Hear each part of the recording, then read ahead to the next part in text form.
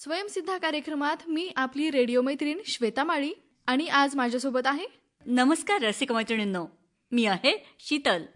आम्ही दोघेही स्वयंसिद्धा या कार्यक्रमात खूप खूप स्वागत करत आहोत. शीतल, या वर्षीचा म्हणजेच 2025 मधील आपला हा समारोपाचा कार्यक्रम ना ग? अगदी अगदी बरोबर आहे श्वेता, तू म्हणतेस तसं आज 30 तारीख.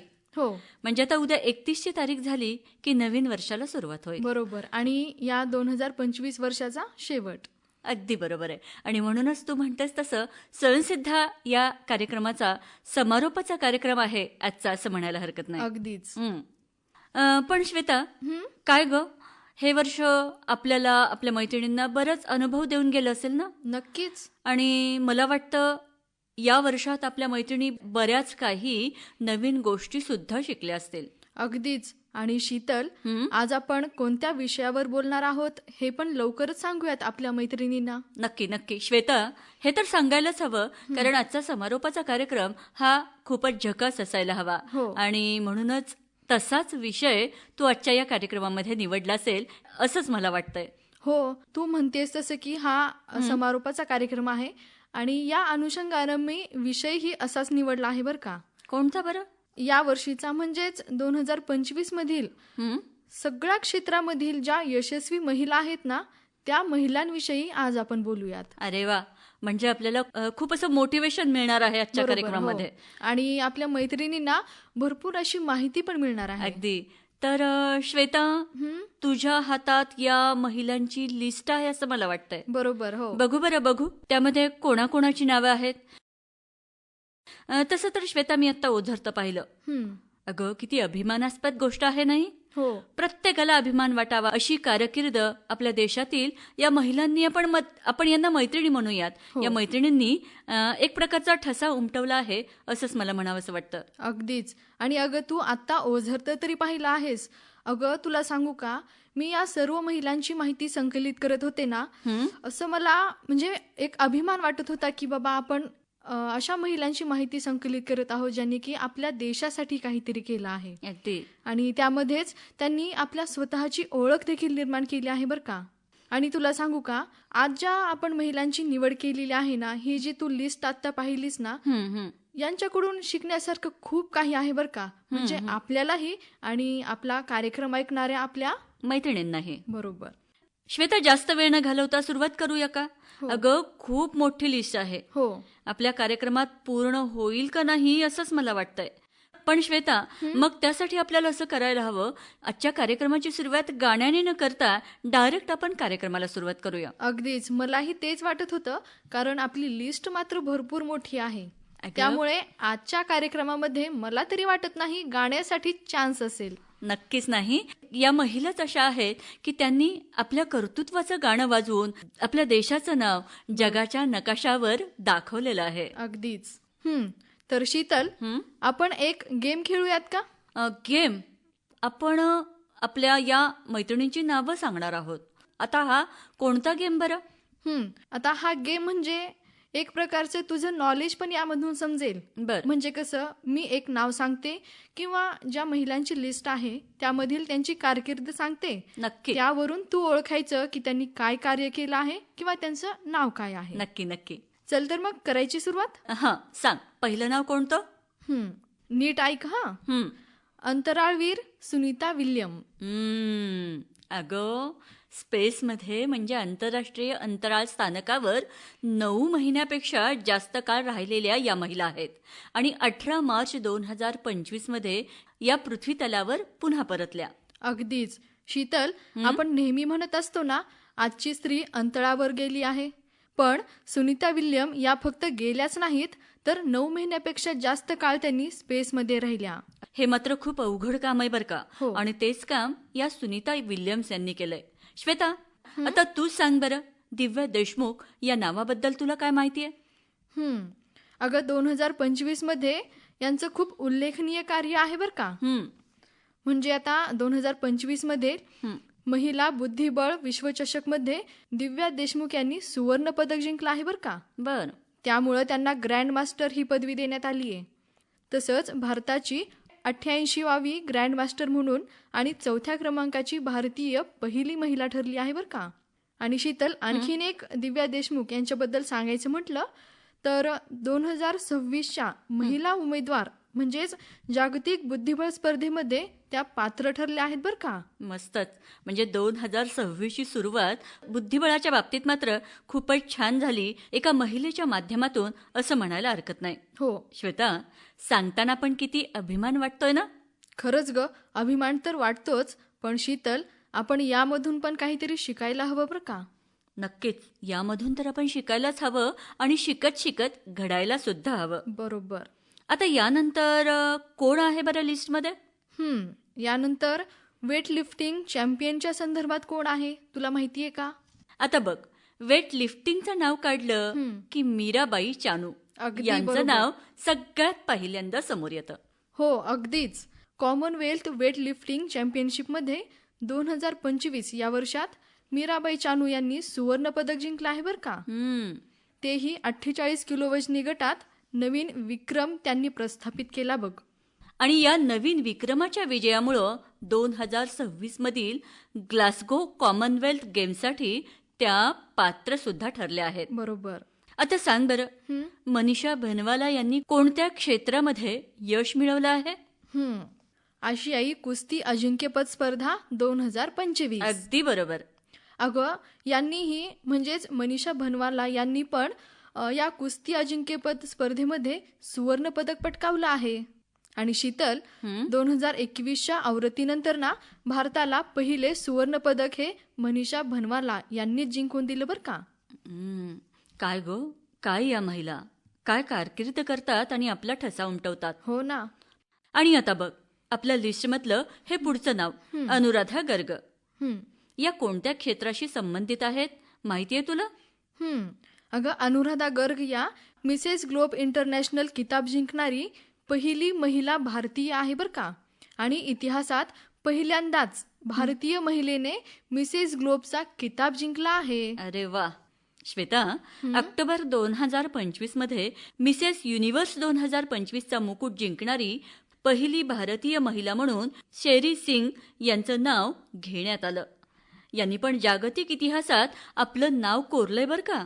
या महिलांच्या बाबतीत आपण वाचताना किंवा या महिलांच्या बाबतीत आपण जे आता सांगत आहोत ना, खरंच खूप अभिमान वाटत आहे की आपण यांच्याविषयी एक कार्यक्रम आपल्या मैत्रिणींपर्यंत पोहोचवत आहोत. शीतल, आपल्या देशातील महिला जशा अंतराळावर पोहोचल्यात ना, तशाच त्या एव्हरेस्ट शिखर पण सर करतात बरं का. आणि शीतल, यांचं विशेष तुला सांगू का, एव्हरेस्ट शिखर चढणारी पहिली भारतीय दृष्टीहीन महिला आहे बरं का. बर, त्यांचं नाव काय ग? अगं, त्यांचं नाव छोंजिन अंगमो आहे. खरं तर आश्चर्य करण्यासारखीच बाब आहे ही. हो, म्हणजे बघ, दृष्टीहीन महिला आणि ही इतिहास रचते, ते सुद्धा एव्हरेस्ट शिखर सर करायचं. हो ना, खरंच आश्चर्यकारक बाब आहे नाही. नक्की. आता श्वेता, या सगळ्या महिलांची कामगिरी लक्षात घेत असताना आणखीन एक महत्वाची घटना, जी घटना ऑपरेशन सिंदूर या नावानं ओळखली जाते. हो. अगं, ऑपरेशन सिंदूरला आपण कसं विसरू शकाल? नाही ना. हो. मग त्याचबद्दल थोडंसं जाणून घेऊया का? आणि या ऑपरेशन सिंदूरमध्ये जी सगळ्यांच्या समोर गोष्ट आली, ती मध्ये सर्व मीडियामध्ये सर्व जनतेपर्यंत ऑपरेशन सिंदूरबाबत माहिती पोहोचवणाऱ्या भारतीय 2 महिला. आणि त्या महिला म्हणजे विंग कमांडर योमिका सिंग आणि कर्नल सोफिया कुरेशी. खरंच श्वेता, जम्मू काश्मीर इथं झालेल्या या हल्ल्यात कित्येक निष्पाप जीवांना प्राण गमवावे लागले होते. हो, खरंच ना शीतल. भारतीय हवाई दलातील एक प्रतिष्ठित अधिकारी, ज्यांना राष्ट्रीय संरक्षण आणि विमा वाहतूक क्षेत्रातील उल्लेखनीय योगदानाबद्दल त्यांना ओळखलं जातं. आता शीतल, मला सांग, सर्वश्रेष्ठ अभिनेत्री पुरस्कार 2025 कोणाला मिळाला बरं? आता या लिस्टमध्ये तर दिसत आहे नीतांशी गोयल. बरोबर? हे बरं आहे. इथल्या लिस्टमध्ये पाहायचं आणि मला सांगायचं. अगं, लिस्टच आणली आहे. आणि तुला सांगू का, ही लिस्ट सोडून सुद्धा आणखीन बरीचशी नावं असतील बरं का. हो, आहेत ना. पण आता सांग, आता तू लिस्टमध्ये बघून सांगितलं तर आहेच, मग आता सांग, कोणत्या चित्रपटासाठी पुरस्कार मिळाला तो? हां श्वेता, ते मात्र सांगते बघ. लापता लेडीज हा 2024 साली हिंदी सिनेमा आला होता. हो. याच चित्रपटातील अभिनयासाठी नीतांशी गोयल यांना आयफा अवॉर्ड 2025 हा सर्वश्रेष्ठ अभिनेत्रीचा पुरस्कार मिळाला. बरोबर? बरोबर. लिस्ट तुझ्या हातात आहे, पण मी मात्र सांगितलं, खरंय ना? बरोबर. आता तू बोलता बोलता म्हणालीस की आयफा अवॉर्ड, तर याचा लॉंग फॉर्म काय आहे माहिती का ग तुला? त्याचा लाँग फॉर्म तसं माझ्या लक्षात आहे, पण नेमका थांब मी सांगते. इंटरनॅशनल इंडियन फिल्म अकादमी अवॉर्ड, म्हणजेच आंतरराष्ट्रीय भारतीय चित्रपट अकादमी पुरस्कार. बरोबर. श्वेता, आता ती तुझ्या हातातली लिस्ट माझ्याकडे दे. कशाला ग? आणि मग आता मला सांग, दे ती लिस्ट दे पहिल्यांदा. आपण ठरवलं होतं ना गेम खेळायचं? हो. आता मला सांग, कीर्थिंग रेड्डी या कोणत्या क्षेत्राशी संबंधित आहेत? AI किरणचे अनावरण त्यांनी केलं आहे. यामध्ये एक व्यासपीठ जे मार्गदर्शन, जागतिक समर्थन, वित्तपुरवठा आणि ब्लॉकचेन प्रदान करून AI क्षेत्रात महिलांना सक्षम बनवण्याचं उद्दिष्ट आहे. अगदी बरोबर. श्वेता, चांगलाच अभ्यास केलास तू. अरे मग मी तुला म्हणाले नव्हते का, या सर्व महिलांच्या बाबतीत माहिती संकलित करताना माझाही खूप जास्त अभ्यास झाला बरं का. अगदी. आणि हेच करायचं असतं. जेव्हा आपण अभ्यास करत असतो आणि मैत्रिणींना सांगत असतो, तेव्हा मैत्रिणींना काहीतरी चांगलं देण्यासाठी आपण नक्कीच अभ्यास करून सांगत असतो. अगदीच. श्वेता, भारतीय महिलांना AI क्षेत्रात सशक्त करण्याची सुरुवात ही कीर्थिंग रेड्डी यांनी केली आहे बरं का. म्हणजे आपल्या देशातील महिला या स्वतः तर पायावर उभारतात, पण आपल्यासोबत आपल्या मैत्रिणींना पण सशक्त बनवतात. आणि श्वेता, म्हणूनच आपला सुद्धा या आकाशवाणी धाराशिव केंद्रावरून प्रसारित होणारा कार्यक्रम स्वयंसिद्धा, यामधून आपण आपल्या मैत्रिणींना काही मैत्रिणींची मुलाखत ऐकवत असतो. बरोबर. आणि मग याच्यामधूनच त्या स्वतःला घडवत असतात. अगदीच. आणि मला वाटतं की बऱ्याच महिलांना आपण घेतलेल्या मुलाखतीमधून प्रेरणा देखील मिळाली असेल बरं का. नक्कीच आहे. अगदी थोडासा व्यवसाय कुठला करायचा, आपण काय करू शकू किंवा अडचणी कुठल्या येतात हे आपण सांगण्याचा प्रयत्न करत असतो. बरं मॅडम, भाषण पुरे. बरोबर, तू म्हणतेस तसं आपण बोलत आहोत देशातील इतिहास रचणाऱ्या महिलांविषयी. बरोबर. आणि त्याही 2025 मधील बरं का. अगदी. आता माझी लिस्ट घेतली होती ना, ती दे माझ्याकडे. आणि आता सांग, कनक बुधवार या कोणत्या क्षेत्राशी निगडीत आहेत? आता आली का पंचायत? अभ्यास तू केला, लिस्ट तू काढली, आणि आता तू मला प्रश्न विचारतायत. थांब, मला वाटलंच तू असं काहीतरी करणार, म्हणूनच श्वेता मी आधीच ती लिस्ट बघून ठेवली होती. अरे बापरे. मग आता सांग बरं, कनक बुधवार कोणत्या क्षेत्राशी निगडीत आहेत? बघू किती लक्षात आहे तुझ्या. अगदी अगदी. खूप मोठं नाव आहे. भारताच्या दृष्टीनं खूप मोठा ठसा त्यांनी उमटवलाय. कनक बुधवार या एक भारतीय नेमबाज आणि ज्युनियर विश्वचषकमध्ये सुवर्णपदक यांनी मिळवलं आहे, म्हणूनच या तशा श्रेष्ठ महिला आहेत. अगदी बरोबर. अगं 10 मीटर एअर पिस्तूलमध्ये त्यांना सुवर्णपदक मिळालं बरं का.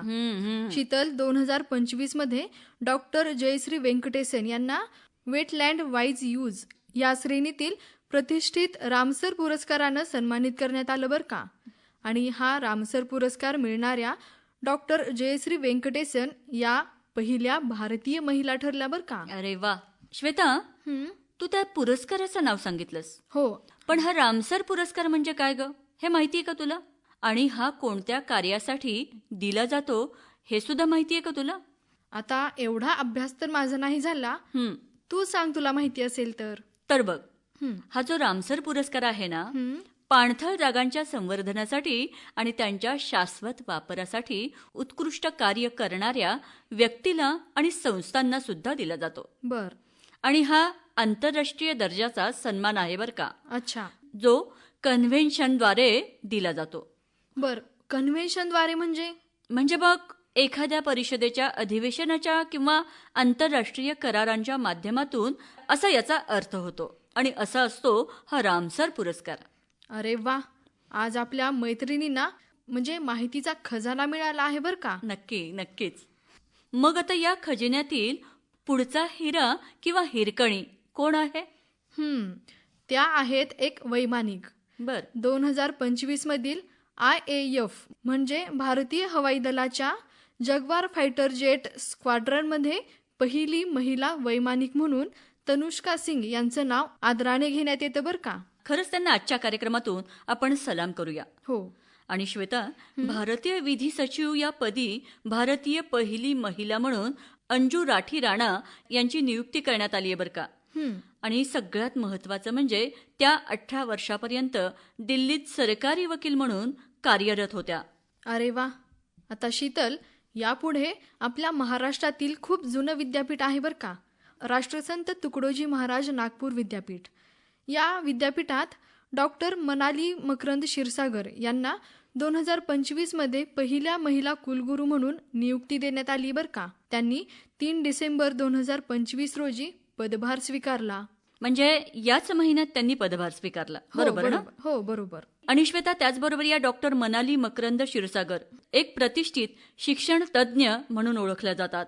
भारतीय उच्च शिक्षण नेतृत्वाखाली महिलांसाठी हा एक ऐतिहासिक टप्पा आहे असं म्हणायला हरकत नाही. नक्कीच शीतल.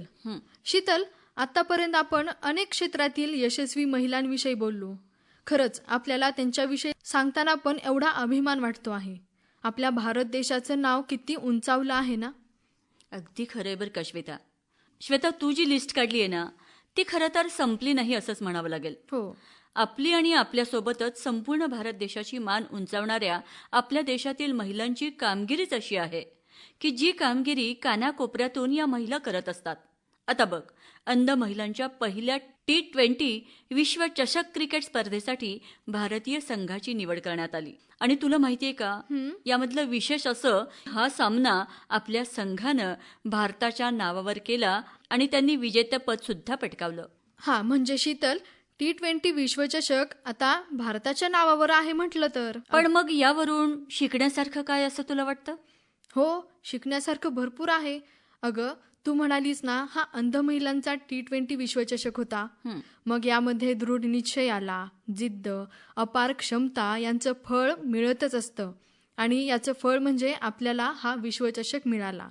आणि हा सुवर्णक्षण भारत देशासाठी मिळत असताना सगळ्यात महत्त्वाचं म्हणजे प्रत्येकीमध्ये जिद्द असणं गरजेचं आहे. अगदीच. आपल्यामध्ये काय कमतरता आहे याकडं लक्ष न देता आपल्याकडं महत्त्वाची क्षमता काय आहे यामध्ये प्रकाशझोत टाकला तर आपण काहीही करू शकतो, हेच सांगितलं या सुवर्णक्षणाने, अर्थात T20 विश्वचषक स्पर्धेने. बरोबर. तू म्हणालीस की आपल्यामध्ये काय कमतरता आहे ते न बघणे. पण मला काय वाटतं, आपल्यामध्ये जी कमजोरी आहे त्या कमजोरीला आपण ताकदीचं रूप दिलं ना, कोणतीही गोष्ट अशक्य नाही. अगदी अगदी बरोबर आहे. म्हणजेच काय, अशक्य ते शक्य नक्कीच होत असतं. फक्त आपण जिद्द ठेवली पाहिजे आणि आत्मविश्वास जवळ बाळगला पाहिजे. आणि शीतल, याचं ज्वलंत उदाहरण म्हणजे हा आपल्याला T20चा विश्वचषक मिळाला, ते ज्वलंत उदाहरण. अगदी नक्की. आणि शीतल, भारतीय मुलींच्या संघासमोर नेपाळ संघ टिकू शकला नाही बरं का. या विजयानंतर भारताच्या अंध महिला क्रिकेट संघावर स्तुतींचा वर्षाव पडतो आहे. हे फक्त विजेतेपद नाही, ट्रॉफी नाही, तर दृढ संकल्प, परिश्रम आणि अशक्याची वाटही शक्य होऊ शकते याचं जिवंत पुरावा. अगदी बरोबर तू म्हणतेस ते 100% बरोबर. अगं, ICC महिला विश्वचषक देखील भारतीय महिला संघानं जिंकला आहे. आणि विजेतेपद सुद्धा मिळवलं आहे. 30 सप्टेंबर ते 2 नोव्हेंबर 2025 दरम्यान ही स्पर्धा आयोजित करण्यात आली होती.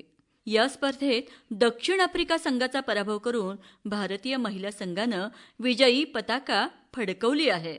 ती सुद्धा ICC महिला विश्वचषक 2025 मध्ये.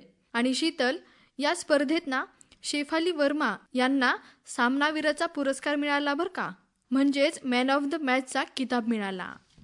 खरंच श्वेता, या महिलांकडे पाहिलं की असं वाटतं आजच्या महिला आकाशाला गवसणी घालतायत आणि असं सांगतायत की आकाश से उस पार भी आकाश है. हेच आपल्यासमोर सिद्ध करतायत. नवनवीन क्षेत्राची द्वारं सुद्धा आपल्या महिलांसाठी उघडी आहेत. त्यामध्ये फक्त आपण जाणं आणि आपला ठसा उमटवणं हे महत्त्वाचं आहे. तेच त्यांच्या या कर्तृत्वामधून सांगतायत की काय, असंच यांच्या कारकिर्दीकडे पाहिलं की आपल्याला वाटतं. अगदी बरोबर. आणि शीतल, आणखीन एका विश्वचषकमध्ये आपल्या भारतीय महिलांनी ठसा उमटवला आहे बरं का. आता ते क्षेत्र कोणतं गं? आता बघ, महिला कबड्डी विश्वचषक 2025 मध्ये सलग दुसऱ्यांदा जिंकला आहे विश्वचषक. बर. 17 नोव्हेंबर ते 24 नोव्हेंबर 2025 या कालावधीत ही स्पर्धा सुरू होती. या स्पर्धेत 11 देशांच्या संघांनी भाग घेतला होता आणि भारताच्या संघामधील संजू देवी यांची MVP म्हणून निवड झाली होती.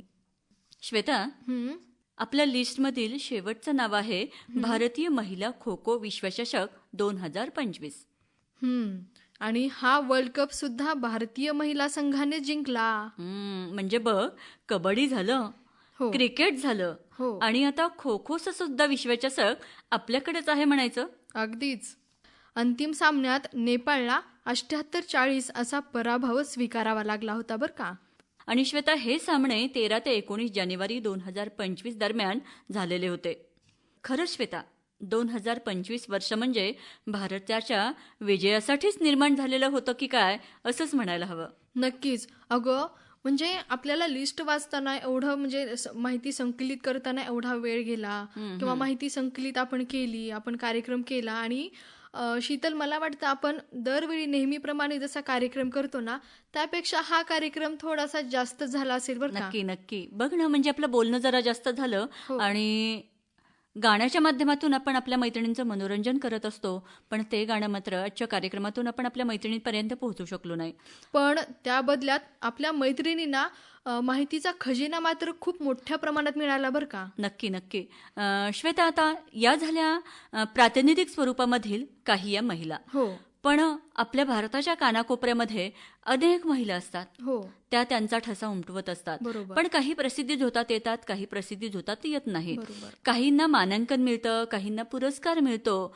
पण अशा बऱ्याचशा महिला असतात की त्यांचा हा गुण आहे, त्यांच्यामध्ये असणारं हे कर्तृत्व आहे, ते थोडंसं झाकाळलं जातं आणि त्या पुढे येत नाहीत. पण अशा सुद्धा महिलांनी न थकता, न घाबरता किंवा न थांबता पुन्हा एकदा 2026 नव्यानं सुरुवात करायला काय हरकत आहे? काहीच हरकत नाही. आणि मी तर असं म्हणेल, आपण 2025 मधील ज्या महिलांची माहिती घेतली, तसंच आपल्याला आणखीन एक संधी अशी मिळावी की 2026च्या डिसेंबर महिन्यामध्ये शेवटी आपण अशीच एक मोठी, यापेक्षा मोठी लिस्ट, आपण महिलांच्या, यशस्वी महिलांची लिस्ट आपण बनवून असाच एखादा बहारदार कार्यक्रम करावा. नक्की. श्वेता, मला आणखी एक असं म्हणायचं वाटतं की आपण आता आपल्या भारत देशाबद्दल बोलत होतो, हो, पण 2026ची लिस्ट मात्र आपल्या धाराशिव जिल्ह्याची असावी. तुला काय वाटतं? क्या बात है. म्हणजे आपल्या भारताचं नाव जसं नावलौकिक झालेलं आहे, तसंच आपल्या धाराशिव जिल्ह्याचं नावलौकिक का होणार नाही. आणि आपल्या इथं पण भरपूर अशा महिला आहेत ज्या स्वतःच्या पायावरती उभा तर आहेत, परंतु तू म्हणते तसं की त्यांना एक संधी मिळण्याची गरज आहे. नक्की नक्की. आणि मला तर असं वाटतं की आत्ता सुद्धा अशा काही महिला आहेत की ज्यांनी आपला एक ठसा उमटवला आहे. हो. पण आपण आजच्या कार्यक्रमामधून त्यांची माहिती देऊ शकलो नाहीत. पण नक्कीच अशाच महिलांना आपण आपल्या आकाशवाणीच्या केंद्रामध्ये बोलवत असतो. हो. आणि त्यांची संपूर्ण माहिती, त्यांचा जीवन प्रवास, त्या कशा घडल्या, हे आपल्या मैत्रिणींपर्यंत पोहोचवत असतो. अगदीच. आणि तसाच प्रयत्न आपण आपल्या स्वयंसिद्धच्या कार्यक्रमामधून इथून 2026च्या कार्यक्रमामध्ये नक्की करणार आहोत. आणि शीतल, आतापर्यंतही आपण ज्या महिलांच्या मुलाखती घेतल्या, त्यांनीही बरेचसे कामकाज केलेलं आहे. काहींचं म्हणजे स्वतःचं घर सांभाळत त्यांनी कुटुंबाला एक मदत म्हणून, त्यांनी आर्थिक मदत म्हणून काहीतरी छोटा मोठा व्यवसाय सुरू केलेला आहे, किंवा काही अशा मोठ्या पदावरती गेलेल्या आहेत. अशांच्या मुलाखती घेतलेल्या आहेत. आणि इथून पुढेही आपण अशा महिलांच्या मुलाखती नक्की घेणार आहोत. पण श्वेता, यासाठी त्यांनी सुद्धा आपल्याला संपर्क साधणं खूप गरजेचं असतं, कारण आपण पोहोचूच शकतो असं नाही. बरोबर. त्यासाठी जुनं असलं तरी पत्र हे माध्यम खूप महत्वाचं आहे. बरोबर. मग आपल्या ओळखीच्या किंवा आपल्या शेजारी राहणाऱ्या काही महिला आहेत की त्यांनी त्यांचा व्यवसाय खूप छान पद्धतीनं पुढे नेलेला आहे. त्यांची माहिती जर आपल्यापर्यंत पोहोचली तर त्यांची मुलाखत घेण्याचा प्रयत्न आपण आपल्या स्वयंसिद्धामध्ये नक्की करूया. नक्कीच करणार आहोत. आणि आणखीन शीतल, मला तुला सांगण्यात आणि आपल्या मैत्रिणींना पण सांगण्यात खूप आनंद होतो आहे की आता हे आपल्यापर्यंत पोहोचण्याचं माध्यम त्यांचं आणखीन खूप सोपं होणार आहे की आपण 2026 हॅलो सखी हा एक कार्यक्रम सुरू करणार आहोत. आणि त्या माध्यमातून ते पत्र तर आपल्याला पाठवत राहतात आपल्या मैत्रिणी, परंतु आपल्याला हॅलो सखी या कार्यक्रमात त्या फोन देखील करू शकतात. आणि आपण एखादा विषय त्यांच्यासाठी मांडणार आहोत. या विषयाच्या अनुषंगानं त्या आपल्याला बातचीत करतील. आणि मुलाखती घेण्यासाठी जर त्या तयार असतील तर नक्कीच आपण त्यांची मुलाखत जरूर घेऊ. नक्की. खूप छान असा कार्यक्रम आपण सुरू करतोय असं तू आजच्या कार्यक्रमातून सांगितलं. पण श्वेता, आपण आपल्या कार्यक्रमामध्ये पत्ता सांगूया का? हो, नक्कीच. पत्ता असा आहे: प्रति कार्यक्रम विभाग प्रमुख, आकाशवाणी केंद्र धाराशिव. पिनकोड आहे 413501.